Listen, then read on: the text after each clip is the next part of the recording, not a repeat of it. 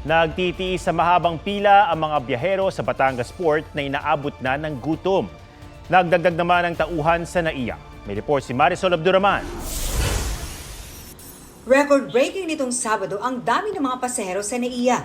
Ayon sa Manila International Airport Authority, sa 161,000 umalis at dumating, mas marami ang domestic passengers. Nag-deploy po tayo ng karagdagang mga tauhan, mahigit 30 po na immigration personnel ang nilatag po natin sa mga paliparan upang tumulong po na maibsan ang mga pila. We have also in place yung atin pong mga mobile counters. Pwede nang bumati ng Merry Christmas ang mga tauhan ng Bureau of Immigration sa mga pasahero.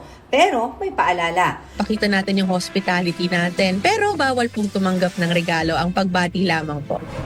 Ang Batangas Port naman, pansamantalang isinara kahapon matapos magkagulo. Nag-stop isinara dahil punong-puno talaga. Inusog kami ng inusog, naglagay kami ng barrier para matino. May mga naibig pa raw dahil nagunahang makasakay. Pero marami nakakalusot na nakakasakay sa hindi nila schedule. Marami oh. Ngayong araw, marami pa rin biyahero sa loob at labas ng pantalan.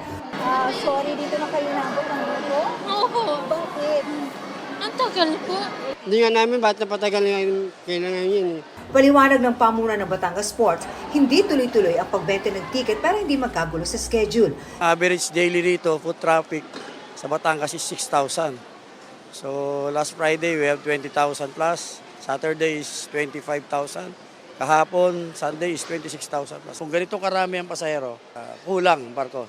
Sabi naman ng Philippine Ports Authority, mainam kung gawin ng mandatory ang online ticketing system. Pila-pila na rin ang mga sasakyan sa matong ports sa Sorsogon. Nagpabago ng pagsakay ng Roro buses ang malakas na alon dulot ng shear line.